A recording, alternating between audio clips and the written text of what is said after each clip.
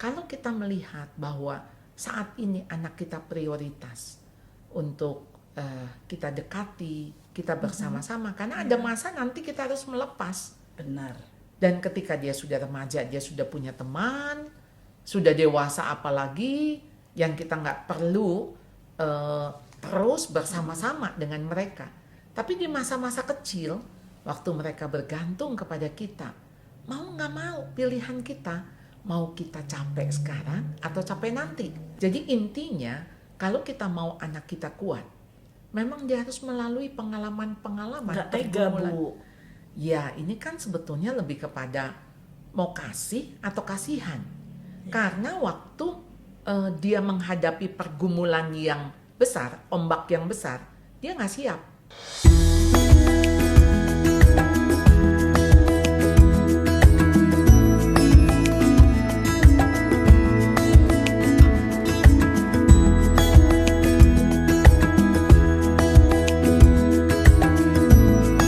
Shalom Bapak Ibu, para orang tua dimanapun Anda berada. Kembali bersama dengan saya Sukarmini. Saya adalah ibu dari 3 orang anak yang sudah dewasa dan 2 orang cucu.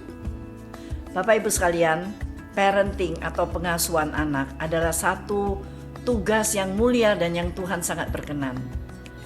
Namun, parenting juga bukanlah satu perjalanan yang mudah, lancar, praktis. Parenting adalah satu perjalanan yang sangat panjang, satu proses yang menuntut komitmen dari orang tua. Bapak Ibu sekalian, saya sungguh berharap bahwa melalui pembicaraan dalam podcast ini, Bapak Ibu itu semakin diperlengkapi, semakin mengerti hikmat Tuhan di dalam membesarkan anak-anak. Kali ini, judul dari pembahasan atau perbincangan kita adalah Ketika Anakku Bergumul. Untuk itu, saya telah mengundang seorang pakar pendidikan, penulis buku, Ibu Charlotte Priyatna. Halo Ibu Charlotte, apa kabar? Halo Bu Mini, saya baik. Bagaimana Ibu? Oh, saya baik, Iya, sehat. Iya, kita Ibu- sudah jadi oma ya. Betul. Ya, Ibu berapa cucunya? 2 Oh, sama. sama. Iya. Nah, Ibu Charlotte, terima kasih sudah mau kembali ke Cherish Parenting Podcast. Saya percaya dari perbincangan kali ini, para orang tua dan saya juga akan mendapatkan banyak ilmu, bahkan banyak insight di dalam membesarkan anak-anak. Nah, Ibu, saya akan memperkenalkan Ibu Charlotte. Ibu Charlotte Priyatna adalah pendiri dari Sekolah Atalia di Tangerang, Jawa Barat. Dan melalui berbagai pelayanan, baik itu seminar, video, podcast dan lain sebagainya, beliau sudah memberkati begitu banyak orang tua. Bapak Ibu sekalian, beliau juga menuliskan beberapa buku yang menurut saya itu serinya Learning to, ya. Ada Learning to Stop, Learning to Learn, Learning to Hold. Nah, Bapak Ibu bisa mendapatkan bukunya sudah dijual di mana-mana Ibu ya. Saya percaya buku-buku yang beliau tulis itu adalah buku-buku yang tidak hanya bacaan ringan yang begitu saja, tetapi itu memberikan pada kita pemikiran, memberikan pada kita inspirasi, memberikan pada kita dorongan untuk bagaimana kita lebih tangguh, lebih kuat di dalam perjalanan parenting kita. Nah, jadi Ibu Charlotte berhubungan dengan topik kita pada hari ini, bahwa ketika anakku bergumul, ketika anakku itu sedang sulit, begitu ya Bu ya. Ibu, yang Ibu ketahui dari Ibu itu bekerja sama dengan parents dan anak-anak di sekolah atau dimanapun begitu ya. Sebetulnya apa sih pergumulan anak-anak, remaja dan pemuda kita itu di masa kini yang paling serius, yang paling berat buat mereka? Iya. Kalau saya mau pakai satu kata ya, Bu Mini, yaitu relasi. Kalau kita dulu, kita akan dengan mudah berelasi karena ada orang-orang di sekitar kita. Kita main di rumah, kita main keluar, tetangga, sekolah, Benar. kita ketemunya orang. Ya. Betul. Tapi sekarang anak-anak itu tidak main dengan orang, tapi main dengan barang. Benar.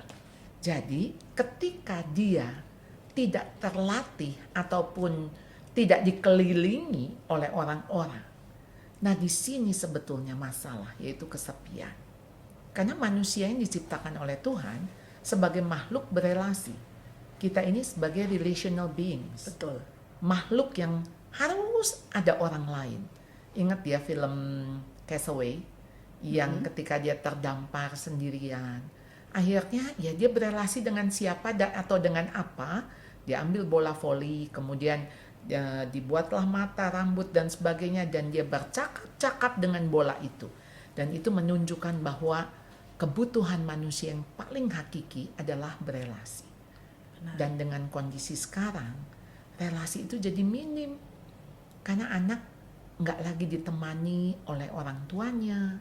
Ya biarkan anak main sendiri di kamar. Yang penting dia anteng, orang tua merasa aman. Daripada main keluar mungkin nanti terjadi celaka atau temennya siapa. Tapi justru yang paling menakutkan, anak-anak bergaul dengan siapa di dalam gadgetnya, di dalam sosial medianya, itu yang orang tua nggak tahu. Benar. Dan itu yang menjadi pergumulan, Ya. saya pikir paling besar saat ini. Sehingga orang tua terkaget-kaget ketika anaknya berubah atau ketika anaknya melakukan sesuatu yang dia tidak bisa prediksi. Orang tua mungkin hanya melihat, oh anak saya anteng, Yes, tenang-tenang Ya. dengan ada yang dia kerjakan, tonton. ya. Tapi orang tua, termasuk mungkin saya, kami seringkali tidak sadar efek ketika anak berelasi dengan si it Iya, itu membentuk pikiran mereka, betul. berbicara kepada mereka. Betul, Ya, Bu, ya. betul. Iya. Jadi kalau dulu misalnya ya, kita bayangkanlah orang tua kita dulu ya, jika ada orang tiba-tiba datang ke rumah dan bilang, saya akan ngajarin anak Anda untuk ngebully. Saya akan ngajarin anak Anda untuk berkata kasar. Saya ngajarin anak Anda untuk bebas gitu ya. Berpikiran bebas, pergaulan bebas. Kita akan mengusir orang itu karena orang itu membawa pengaruh negatif. Ya. Tapi kalau sekarang itulah yang anak-anak belajar dari sosial media.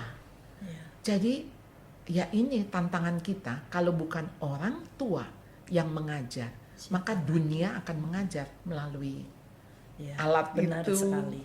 Ya. Oke, itu tadi Ibu katakan masalah terbesar adalah masalah relasi yang dihadapi anak-anak. Tetapi Bu, di dalam keseharian anak-anak ini, anak remaja, anak-anak kecil, pemuda kita begitu ya. Dari zaman dulu dengan masa kini, apakah anak sekarang lebih enjoy hidup Bu, karena teknologi maju, segala sesuatunya sudah mapan, fasilitasnya di mana-mana begitu ya.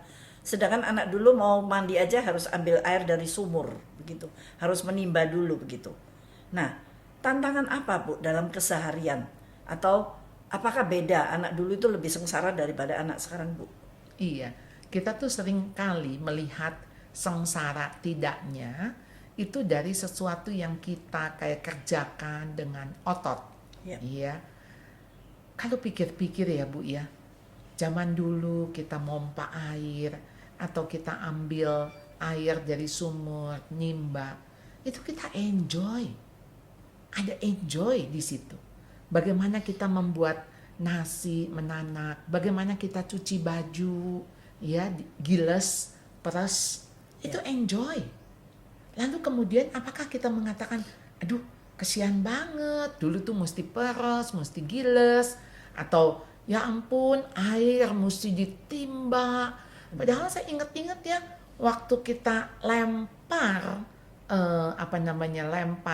ember ke sumur, Bu, itu kan mesti posisinya tepat. Betul. Supaya dia bisa kemudian menciduk, mengambil. Benar. Saya sempat mikir juga, iya ya, kita turunin kemudian dia bisa ngambil.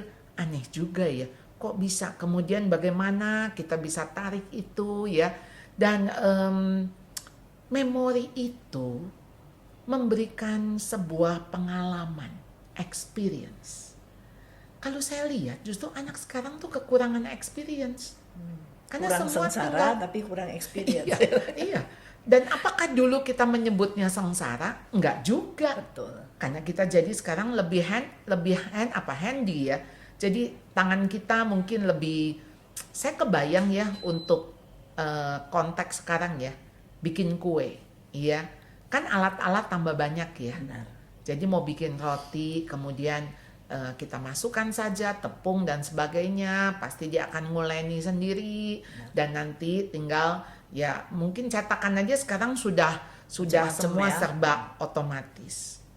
Tapi kok jadi nggak ada pengalaman ngebanting tepung roti gitu ya. Maksudnya itu kan sebuah pengalaman yang ya Betul. banting lagi. Lalu kita bisa merasakan tuh Teksturnya, kalis, iya kan kalis atau enggak gitu. Oh ini belum nih, tambah air lagi sedikit dan oh iya pengalaman kok bantet ya, coba lagi. Oh kok ini kembang ya.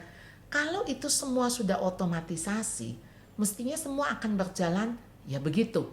Iya, sebagaimana yang sudah ditaker ukurannya semuanya. Ya, jadi nggak ada lagi kayak coba-coba, nggak ada lagi kayak deg-degan. Ini naik nggak ya? Ini ngembang nggak ya? Ya kok udah setengah jam nggak naik-naik gitu loh. Loh, enjoy-nya tuh ada. Memori itu ada. Iya. Entah memori tentu kecewa ya Bu, udah ngocok Nggak gitu ya, jadi. nggak jadi gitu ya. Lalu apakah kita menyebut itu sebagai sengsara? Jadi sudut pandang di sini, ya sudut pandang. Dan saya justru kesian nih dengan anak-anak sekarang yang ya masak nasi, mau bikin masakan, itu kan sekarang ibu tahu ya, yang kalau kita mau bikin nasi goreng atau bikin apa gitu ya, ada kuali yang bisa akrobat, Bu. Jadi tuh udah kita tinggal semua masukin nanti kualinya jadi gitu loh. Loh, nikmatnya kan justru waktu kita apa namanya ya, Mengolahnya itu ya. memegang itu, lalu kemudian ya ada angus-angusnya atau ada apa begitu, pengalaman kita belajar. Iya. Oh ya kalau bagian ini yang sini angus, oh apinya nggak rata dan sebagainya. Proses pembelajaran lebih banyak kan? Artinya tidak ada perbedaan sebetulnya. Iya, Ya. iya perbedaan dalam Ada konteks plus minusnya. plus minus, begitu. yes. Ya, oke. Iya, Nah, sekarang Bu, sebagai orang tua, ya ini sering kali terjadi bahwa kalau anaknya stres, oh mau ujian stres. Nah, itu orang tua bisa ngebaca, tahu anaknya sedang stres gitu ya. Tapi sering kali Bu, yang sangat mengagetkan dan biasanya cenderung fatal adalah ketika terjadi satu ledakan besar. Misalnya ternyata anaknya itu konsumsi tiap harinya itu adalah pornografi. betul. Anaknya itu terlibat dalam cybercrime. Anaknya itu terlibat dalam judi online misalnya. Iya, betul. Itu meledak, orang tua tahu dan mereka baru sadar bahwa apa ya, anaknya itu coba-coba, ya itu pergumulan anak sebetulnya. Ya enggak boleh, enggak. Ini bener enggak, tapi kok menyenangkan. Nah, itu kan masuk ke pergumulan anak, Bu. Orang tua nggak tahu apa-apa sampai boom begitu. Sampai ada sesuatu yang terjadi. Nah, ini kan fenomenanya makin banyak ya di mana-mana seperti itu. Nah, bagaimana Ibu memandang kasus-kasus seperti ini? Iya. Jadi ketika sudah meledak, sudah boom, baru ketahuan. Berarti kan proses ini kan nggak terjadi semalam, Benar. Bu Mini. Nah si orang tua ini nggak mengikuti nih proses yang dari kecil, agak besar, membesar, tahu-tahu meledak. Ya. Dan dia bilang, kok bisa? Kenapa? Ada apa? Kok nggak cerita sama mami gitu ya? Nah, tadi kan kita udah bilang ya, masalah relasi. Jadi relasi itu kan harus dibangun. Kalau relasi kita dekat, mestinya perubahan sekecil apapun kita berasa. Ya. Tapi kalau relasi itu jauh, perubahan sekecil apapun tidak dirasakan. Dan orang tua sering bilang, dia emang begitu. Dia lagi begitu aja, nanti juga balik lagi kok. Iya. Nah, tapi itu sebetulnya kayak cikal bakal, kayak mulai sedikit demi sedikit, mulai lebih sedikit gitu ya. Nah, itu menggunung dan ya udah terjadi sesuatu yang kita hanya sesali. Jadi termasuk sekarang ini kan kasus-kasus depresi, bunuh diri, yang Benar. orang tua terkaget-kaget. Bagaimana Kok bisa? Dia oke-oke aja kok. Kemarin masih makan sama kami, gitu ya. Jadi ya tentu ini sebuah tantangan yang bukan sesederhana hanya soal kedekatan. Tentu ada banyak faktor ya, tekanan-tekanan dan sebagainya. Tapi ketika kita nggak menyadari, kok bisa ya tiba-tiba, dianggapnya tiba-tiba, padahal ada langkah-langkah, ya. Ya. Mm-mm. Saya merasa dengan penuturan Ibu Charlotte, orang tua sebaiknya cari sumber masalahnya, yaitu relasi itu. Iya, Memperbaiki relasi, menjadi lebih aware, memberikan waktu yang lebih banyak, perhatian yang lebih banyak. Iya. Ada hatinya orang tua di sana, begitu Bu. Terus terang ini memang di zaman sekarang tuh sulit sekali. Iya, Belum lagi orang tua yang punya agenda yang padat sekali. betul. Ya, ya mereka sayang anak nggak sayang, Saya. ya, tapi mereka punya agenda lain yang anak itu merasa mungkin kesepian seperti itu. Iya. Ada apa-apa dipendam sendiri, sampai akhirnya tak tertahankan, boom itu tadi, begitu ya. Iya. Nah, ini kan orang tua ini kan sebetulnya punya pilihan, Benar. ya. Entah dia sibuk, entah sibuk pekerjaan, atau sibuk di dalam pergaulan, atau sibuk di dalam pelayanan. Benar. Apa nih yang menjadi orientasi? Ya, kalau kita melihat bahwa saat ini anak kita prioritas untuk kita dekati, kita bersama-sama, karena ada masa nanti kita harus melepas. Benar. Dan ketika dia sudah remaja, dia sudah punya teman, sudah dewasa apalagi, yang kita nggak perlu terus bersama-sama dengan mereka. Tapi di masa-masa kecil, waktu mereka bergantung kepada kita, mau nggak mau pilihan kita, mau kita capek sekarang atau capek nanti. Betul. Mau nangis sekarang atau nangis nanti. Ya lebih baik yang sekarang kan, Benar. dengan kapasitas yang lebih kecil, lebih sedikit, intensitas yang juga lebih sedikit lah, ya, nggak yang boom besar, Betul. ya. Nah, saya kembali kepada keseharian Bu, ya anak-anak. Saya ingat waktu anak-anak masih kecil itu, persoalan mereka yang mereka itu bergumul agak dewasa gitu ya, harus menghadapi teman yang membuli di sekolah, ya, harus mengerjakan PR yang tak habis-habisnya. Begitu mereka masuk SMP, mereka kaget sekali. Kok jadi tugasnya double-double dari SD begitu ya? Dan mereka sepertinya harus kerja sampai malam kayak gitu ya. Terus hal yang mereka tuh jerawatan ya, mesti diapain, malu dan sebagainya gitu ya. Nah, pergumulan-pergumulan yang itu real sekali sehari-hari begitu ya. Bu, ada orang tua yang seperti begini loh. Aduh kasihan amat ya, anak masih kecil kok sudah harus bergumul gitu ya. Kok ya nggak usah, anak kecil tuh harus seneng ya, tugasnya belajar aja gitu ya, jadi juara sekolah, nah begitu aja. Bergumul biarlah itu menjadi porsinya papa mama, anak kecil nggak usah. Bagaimana ibu memandang hal ini? Iya, saya pernah mendengar ya, Renald Kasali waktu dia mengatakan bahwa kakek moyangnya itu dari Sangirta Laut. Dan waktu dia naik kapal di sekitar situ, itu ombaknya besar sekali. Iya, terombang-ambing. Tapi justru pelaut-pelaut yang handal itu datangnya dari Sangirta Laut. Dari yang ombaknya besar. Bukan dari Kepulauan Jawa, kira-kira yang ombaknya tenang. Kalem. Jadi intinya, kalau kita mau anak kita kuat, memang dia harus melalui pengalaman-pengalaman. Nggak tega Bu. Ya, ini kan sebetulnya lebih kepada mau kasih atau kasihan. Karena waktu dia menghadapi pergumulan yang besar, ombak yang besar, dia nggak siap.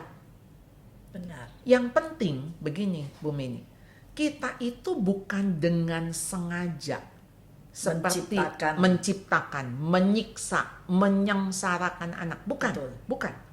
Tapi kita jangan melewati atau menghalau, menghindari kesulitan yang memang dia harus hadapi. Benar. Ya, tentu saja kita tidak memberi atau tidak sengaja menciptakan kesulitan. Misalnya contoh begini, menurut saya menurut saya malahan begini, masalah rumah tangga, masalah suami istri ya Bu, itu menurut saya, aduh kasihan anak-anak ada di dalam relasi suami istri di mana mereka bermasalah. Ya, baru menikah 2-3 tahun udah pisah. Dan sekarang banyak sekali alasannya adalah orang ketiga. Jadi istilah pelakor ini kan sekarang Benar. wah marak sekali ya. Jadi justru itu yang ayo dong keluarga-keluarga harus kuat, harus erat. Jangan sampai kita izinkan ada pelakor. Benar. Dan ini bagaimana supaya suami istri mereka punya relasi yang kuat. Sehingga ada godaan, ada cobaan, itu tidak membuat mereka goyah. Dan di sini sebetulnya kita tanggung jawab orang tua memberikan perlindungan supaya mereka merasa aman di dalam relasi. Tapi bukan aman, tentram, nyaman di dalam konteks skill, life skill yang mereka harus miliki. Iya kan? Jadi ketika mereka bergumul, misalnya tadi yang Ibu katakan dibully, kayaknya sih sampai kita tua mungkin aja sih masih dibully ya. Maksudnya ada orang gak suka, ada orang komentar yang gak enak, ada perilaku-perilaku yang tidak fair.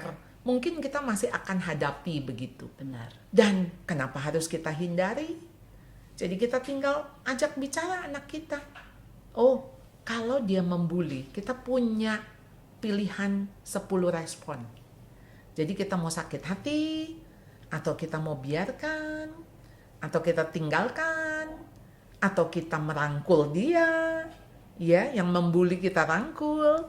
Jadi kita punya pilihan-pilihan yang, wah, enggak, begitu dibuli, saya akan sedih, saya akan hancur. Bahkan ada yang bunuh diri loh. Ada yang bunuh diri, betul. Dan kita tidak mengajarkan anak untuk kepada pilihan-pilihan yang itu. Betul. Ya? Jadi kamu mau lari boleh, mau nangis boleh, mau lapor boleh, kamu mau menyingkir boleh gitu ya. Kan itu termasuk Benar. bagaimana dia melindungi dirinya ya. Atau kamu menghadapi, bertanya kepada dia. Kamu bukan melawan, ya. Atau kamu mau merangkul atau apapun sebetulnya itu pilihan. Sehingga dengan demikian orang tua yang memberikan arahan dan pilihan seperti itu mengajarkan pada anak, this is life. Iya, Ya, betul. inilah dunia yang tidak sin free, problem free gitu ya. Hidup itu lancar, jalan tol begitu ya Bu ya. Betul. Dan justru kalau kita nggak menyiapkan anak-anak untuk hidup yang sulit nantinya, menurut saya kok kita nggak bertanggung jawab ya. Betul. Dan tidak mengasihi anak, sehingga anak kita akan hancur. Benar. Seorang hamba Tuhan malah menyatakan kita merampas hak anak untuk bergumul, Iya, betul. untuk berjuang. Iya, karena pergumulan itu menurut saya di dunia yang berdosa, kita juga masih berdosa kan, kita juga punya kehendak bebas nih ya, yang kita inginkan ya, tapi kita nggak bisa dapet ya, atau ya sebetulnya saya mau dendam, saya mau balas gitu ya. Lalu bagaimana saya harus menahan diri ya, lalu di tengah teman-teman yang juga berdosa, jadi ya bagaimana kita bisa membebaskan mereka dari hal-hal ini? Kecuali satu hal, kita ajarkan anak-anak bahwa kita hidup itu by the grace. Kita hidup karena anugerah. Jadi kalau karena anugerah, respon kamu bersyukur untuk anugerah itu. Oke. Ibu mungkin sebagai orang tua, Bapak Ibu yang mendengar ini merasa gitu ya. Berarti pergumulan bagi seorang anak itu bukan cuma sesuatu untuk menyengsarakan dia, tapi memang itu sengsara yang anak itu harus hadapi atau dilakoni gitu ya, kalau bahasa Jawa gitu ya. Harus dilakoni begitu loh. kira-kira ya tujuan yang paling utama, Ibu tadi kan bilang nanti kalau susah lebih tahan, lebih kuat begitu ya. Tapi itu apa Bu? Apakah satu proses persiapan untuk anak itu menghadapi sesuatu yang lebih besar, challenge yang lebih besar, yang membuat dia nanti itu lebih apa sih? Lebih tidak cuma mandiri ya, tetapi bagaikan batu karang begitu yang diterpa oleh ombak gitu Bu. Kita kan mendidik anak tuh bukan sekedar kalau kamu nanti menghadapi yang lebih besar lagi kamu jadi kuat. Bukan hanya itu. Atau kita katakan dulu papa juga begitu, mama juga begitu, jadi kamu harus begitu. Saya pikir itu malah menularkan dendam ya. Dan kita tidak sedang mengabuse anak ya untuk menyengsarakan tadi. Tapi sebetulnya pergumulan atau kesengsaraan itu bagian dari proses. Dan proses itu membuat progres ya untuk seseorang menjadi apa dan siapa. Ya. Iya. Jadi ada tujuan. Kita ini membesarkan anak itu punya tujuan. Dan tujuan kita apa? Nah, ketika proses, Ibu bisa bayangkan nggak emas, ya emas itu harus dimurnikan, dibakar lagi, dimurnikan, dibersihkan, ya sebuah pohon anggur, ya itu mesti dipotong ranting-rantingnya supaya dia berbuah lebat, berbuah banyak. Semua proses itu untuk kebaikan. Lalu kebaikan yang apa? Mendatangkan kebaikan yang apa? Supaya kita serupa dengan Kristus. Betul. Karena kalau kita nggak mendidik anak-anak untuk serupa dengan Kristus, buat apa? Kan kita bukan lagi supaya anak itu jadi punya daya juang saja, ya. Bukan supaya dia bisa hidup yang di dunia saja, tapi untuk sebuah kekekalan, ya. Oleh karena itu kesengsaraan itu sebetulnya menimbulkan apa? Terakhir pengharapan. Harapan. Jadi kita tuh sengsara di dunia ini cuman sementara. Betul. Jadi kalaupun susah itu cuman sementara, Nak. Karena kita punya harapan. Dan waktu anak-anak kita hidup di dalam harapan, dan harapan kita jelas di dalam Kristus, ya. Jadi love, hope, peace di dalam Kristus. Wah, saya kok percaya ya anak-anak tuh hidup enjoy loh Bu. Enjoy. Dan meskipun hidup tidak mudah. Iya, tidak mudah itu menjadi bagian mau apa? Apa yang kita kejar? Kalau kita hanya mengejar kenyamanan, aduh ini kan yang namanya dulu ya, apa bersenang-senangnya jadi dahulu, habis itu bersakit-sakitnya kemudian gitu ya. Jadi buat apa? Buat apa? Karena justru yang lebih panjangnya itu kan di dalam kekekalan, Bu Mini. Jadi kalau kita sengsara ya 70 tahun, 80 tahun. Tapi hidup kekal itu. Nah, itu orientasi yang harus kita berikan kepada anak-anak kita. Jadi, it's okay dengan kesulitan. Nggak apa-apa. Jangan dihindari kesulitan. Karena melalui kesulitan, kamu banyak belajar. Saya jadi ingat perjalanan bangsa Israel setelah terlepas dari Mesir. Iya. Betapa Tuhan selama 40 tahun itu kayak diur-ur ya Bu ya. Iya. Diapain aja, dididik dengan keras dan menyakitkan ya. Iya. Bahkan angkatan pertama tidak bisa menginjakkan kaki di tanah perjanjian Kanaan itu ya. Mungkin itu ya satu proses panjang, bukan supaya sekedar hore berhasil akhirnya. Tetapi ada satu rencana Tuhan, tujuan Tuhan di dalam hidup setiap manusia yang Dia ciptakan. Iya. Di dalam setiap pribadi, Bu. Saya ingat seorang jenderal di Amerika Serikat pada waktu Perang Dunia Kedua. Saya akan bacakan. Namanya adalah Jenderal Douglas MacArthur. Nah, dia menuliskan satu puisi atau doa untuk putranya yang berusia 14 tahun. Kedengarannya seperti ini. Tuhanku, aku mohon, janganlah pimpin putraku di jalan yang mudah dan lunak. Namun tuntunlah dia di jalan yang penuh hambatan dan godaan, kesulitan dan tantangan. Wow, ini doa macam apa? Saya pikir kalau ada orang tua doa seperti itu ya, kita mikir-mikir, what's wrong dengan orang tua ini? Ya tentu setiap orang tua berharap anaknya menjadi orang dewasa yang berbudi baik ya, yang bertanggung jawab, yang pokoknya yang good lah begitu ya. Tapi apa yang harus melalui apa tadi dia bilang? Yang penuh hambatan dan godaan, kesulitan dan tantangan. Tuhan, jangan pimpin putraku di jalan yang mudah dan lunak. Iya. Bagaimana Ibu Dan memandang? dia melanjutkan supaya dia bisa stand Betul. up di tengah badai.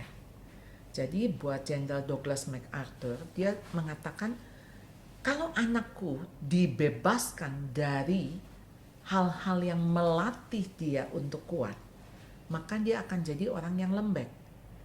Dia akan lemah. Ya. Ya. Jadi itu doa dia, ya, supaya bagaimana melalui kesulitan anak itu sebetulnya mengenal, Bangun ya. iya, mengenal siapa dirinya dan mengenal Tuhan. Memang saya ingat C.S. Lewis ya di dalam bukunya yang Problem of Pain itu ya. Jadi yang dia menulis bahwa Allah berbisik di dalam kesenangan tapi dia berteriak di dalam kesulitan ya. Jadi memang sebetulnya ketika di tengah kesulitan Allah tuh seperti kasih tahu, kamu tuh mesti datang kepadaku, bergantung kepadaku. You are not alone. Iya, engkau tidak sendiri, aku akan temani engkau gitu ya. Dan bukankah itu indah ya? Benar. Sebetulnya ya. Jadi mau nggak kita melihat sebuah pergumulan itu bagian yang indah, perjalanan. Karena kan hidup itu perjalanan. Tadi kan Ibu bilang ya, parenting adalah sebuah perjalanan. Betul. Jadi perjalanan yang nanti akan dikenang. Coba ya kalau lancar gitu ya, nggak ada krisis Bu. Seperti kita menonton. Ya, kalau nonton sinetron, bangun pagi, sarapan, pergi kerja, pulang, istirahat, makan malam, besok bangun lagi, terus begitu. Kayaknya nggak sampai 5 menit kita matikan ya. Benar. Betul kan? Nggak seru. Nggak seru. Tapi kalau sebuah sinetron di situ ada krisis, ada ribut, berantem, Melotot kemudian kita. meninggal, wah kemudian dia mendapat musibah. Oh, kita lagi melihat ada sebuah real life yang akan mengajarkan lalu bagaimana? Kalau menghadapi ini bagaimana? Nah, jadi Tuhan itu sebetulnya sedang membuat cerita dalam hidup kita. My story is his story. Cerita hidup kita untuk orang lain belajar. Ya, jadi hidup kita ada maknanya kan? Benar. Ya. Kalau lancar jaya mah, ya nggak ada apa-apanya gitu. Jadi Karena kita tidak diciptakan untuk itu ya, Bu, iya, ya. betul. Karena kita diciptakan untuk apa yang menjadi cerita Tuhan dalam hidup kita. Ya. Ya. Nah, Bu, ada lagi seorang penulis Kristen bernama John Bloom. Dia menyatakan, saya merasa ini sangat inilah sebenarnya inti dari kenapa penderitaan dalam kehidupan itu adalah sesuatu yang positif. Dia berkata begini, untuk benar-benar melihat, mengecap, menghargai dan percaya kepada Yesus Kristus hampir selalu bermula pada suatu krisis. Nah, itu indah sekali sebetulnya ya. Bahwa kita kenal Kristus lebih, Kristus tuh kayak apa sih? Apakah cuma hafal ayat ya? Apakah cuma kata-kata hitam di atas putih itu gitu loh. Untuk sampai mengalami Kristus itu, krisis hidup itulah yang akan menuntun kita ke sana. Betul. Seperti tadi Ibu bilang ya, justru melalui kepahitan, jalan yang berbatu-batu itu, kita melihat ada hope, ada pertolongan, ada tangan yang terulur itu. Dan bagi saya sekaligus melihat bahwa oh ternyata kita itu manusia yang sangat rapuh. Sangat rapuh, terlalu rentan untuk kita bisa menjadi merasa kuat dan begitu gagah begitu ya. Kita butuh Sang Juru Selamat itu. Betul. Jadi yang kita butuhkan ya di dalam hidup itu adalah mengalami Tuhan. Benar. Bagaimana kita bisa knowing God tanpa experiencing God. Betul. Karena kalau enggak kita bisa knowing about. Right. Kita cuma tahu tentang tadi ya, tahu tentang Siapapun teorinya, bisa tahu, teorinya, tidak mengalami ya Bu. tidak mengalami. Jadi waktu kita mengalami, kita pasti berelasi kan. Benar. Jadi waktu kita jatuh, Kita berseru. kita berseru, lalu Tuhan menjawab. Wah, itu pengalaman-pengalaman seperti itu kan memorable. Dan itu yang menambah iman kita. Jadi iman kita bisa bertumbuh. Jadi jangan hindari yang namanya pergumulan, ya, tantangan tadi yang John MacArthur katakan, karena sebetulnya karakter bertumbuh di situ, iman bertumbuh di situ, Benar, pengenalan ya. bertumbuh di situ, relasi bertumbuh. Wah, disitulah terjadi yang namanya kehidupan, ya. Benar. Bu, orang tua mungkin sadar ya bahwa iya anak-anak perlu bergumul. Benar sekali. Cuman pada waktu benar-benar anakku bergumul, seringkali saya tidak tahu, harus mulai dari mana ini ya? Harus bagaimana mendampingi anak? Apakah cukup nasihat, kalau perlu kasih rencana, gini loh solusinya. Atau bagaimana Bu? Waktu anak kita bergumul, boleh nggak kita ikut bergumul dengannya? Membersamai, Mendampinginya. Ya? mendampingi. Jadi kita bukan, kamu tuh nggak boleh begini. Nah, mama udah ngomong, jangan begini. Atau kita mengambil alih, begitu ya kan? Itu respon orang tua. Yang udah deh sini dah. Ya udah deh, kamu emang belum bisa atau kamu nggak ini. Ya kalau nggak ngomel gitu ya. Lalu ngoceh-ngoceh gitu kan, lama-lama ngotot gitu ya. Waduh, udah akhirnya kita tidak melakukan parenting yang seharusnya.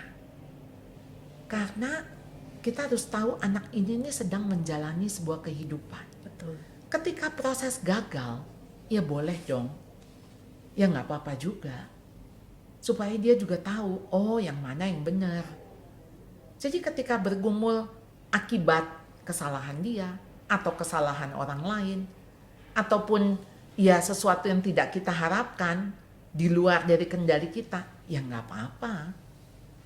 Jadi, ayo berhentilah untuk kita maksudnya memberikan segudang nasihat atau bahkan yang orang tua sering katakan ya, kalau bisa jangan dia yang sakit, saya yang sakit gitu ya. Kita tuh seolah-olah nggak boleh membiarkan anak kita mengalami ya rasa sakit itu ya. Betul. Padahal rasa sakit itu kan alarm buat dia. Oh, berarti kalau saya begini jadi sakit gitu ya. Tapi bukan ya rasain kamu sakit kan, bukan juga seperti itu. Ya. Tapi mendampingi, membersamai, menghibur, menggendong, Dan ya. ikut bergumul. Ikut ya. bergumul, Seolah-olah- mendoakan. Seolah-olah berkata kepada anak, mama ngerasain, Iya, papa ngerasain. iya, Dan ayo kita fight bersama atau iya, iya. seperti itu. Saya rasa seperti itu adalah bentuk dukungan, Benar. bentuk support. Dan anak akan mengalami bahwa kita mengasihi dia, akan mengerti gitu loh. Oh iya ya, mama papa sayang. Nah, Ibu Charlotte, saya pikir kita sudah bicara banyak sekali mengenai tema ketika anakku bergumul. Saya harap dari perbincangan ini orang tua bisa mendapatkan gambaran. Mungkin Ibu Charlotte punya pesan penutup bagi orang tua yang kemungkinan besar saat ini sedang mendampingi anak-anaknya yang sedang bergumul. Iya. Jangan lewatkan pergumulan. Karena mulai dari pergumulan yang kecil, soal ketaatan, ya waktu anak-anak kita masih balita, anak-anak kita sudah bergumul. Jadi jangan melihat pergumulan sebagai sesuatu yang menyakitkan bagi anak atau menghancurkan anak. Tapi lihatlah pergumulan itu sebagai sesuatu yang sedang menggoyang-goyangkan anak. Ya, bagaimana seekor burung Raja Wali akan menggoyang bangkitkan isi sarangnya supaya anak itu keluar terbang tinggi. Jadi kita tahu bahwa pergumulan itu sebuah bagian yang normal, yang wajar, yang natural, dan itu punya tujuan baik di dalam kehidupan anak-anak kita. Pergumulan juga bagian dari bagaimana Tuhan sedang memproses anak-anak kita untuk menjadi lebih baik dan lebih indah. Jadi selamat bergumul bersama anak-anak sampai Tuhan memanggil kita semua. Terima kasih banyak. Para orang tua, pesan terakhir ini adalah penutup dari perbincangan kita kali ini. Saya sungguh berdoa supaya Tuhan memberikan pada kita, orang tua, kekuatan dan hikmat yang cukup. Ketika kita melihat anak-anak kita bergumul, bukan kita menghindarkan mereka dari pergumulan itu, tapi dampingilah mereka. Itulah bentuk kasih kita kepada mereka. Ibu Charlotte, terima kasih banyak untuk begitu banyak insight yang kami itu boleh dapatkan dari pembicaraan dengan Ibu. Terima kasih, Tuhan memberkati Ibu. Terima kasih. Orang tua sekalian, saya berharap supaya kita semakin menghayati hikmat yang Tuhan bukakan bagi kita. Selamat berjuang, dan anak-anak biarlah mereka belajar melihat dari papa mama bagaimana hidup yang mengasihi Tuhan, menghormati Tuhan, dan mengutamakan Tuhan. Selamat berjuang. Sampai berjumpa di episode berikutnya.